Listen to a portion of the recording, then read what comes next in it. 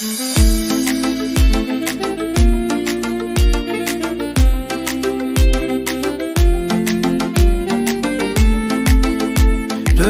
bir oğul idi, yox idi ona benzer. Yokluğuna tab getirmir ürəklər, nə də gözlər. Rövşən nə ki talış, hamının fəxriydin sən. Hər dəfə sənin ziyarət və gəlirik bizlər. Sən böyük qardaşım, sən düzdüyə yoldaş. Sən ürəklərdəsən, ey dəyərli qardaş. Sən böyük qardaşım, sən düzdüyə yoldaş. Sən ürəklərdəsən, ey dəyərli qardaş. Qaldıq necə əsrət sənə Rövşən, qismət ola cənnət sənə Rövşən. Səndən daha bu dünyaya gəlməz, rəhmət sənə Rövşən. Qaldıq necə əsrət sənə Rövşən, qismət ola cənnət sənə Rövşən. Səndən daha bu dünyaya gəlməz, rəhmət sənə Rövşən.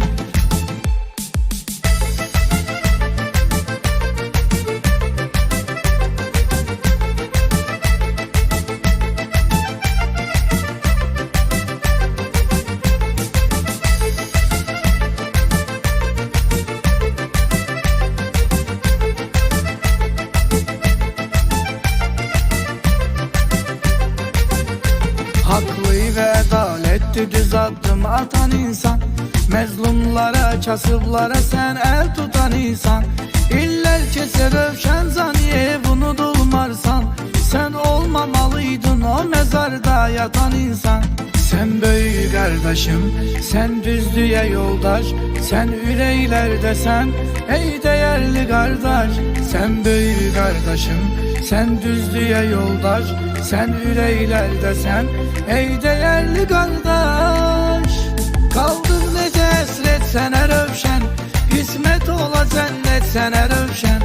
Səndən daha bu dünyaya gəlməz, rəhmət sənə Rövşən.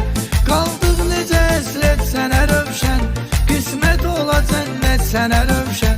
Səndən daha bu dünyaya gəlməz, rəhmət sənə Rövşən.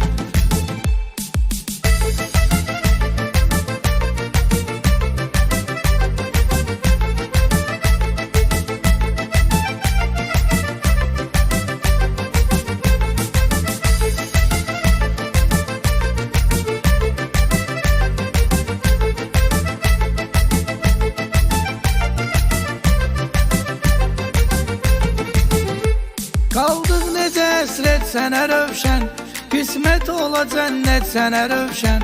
Səndən daha bu dünyaya gəlməz, rəhmət sənə Rövşən. Qaldıq necə əsrət sənə Rövşən, qismət ola cənnət sənə Rövşən.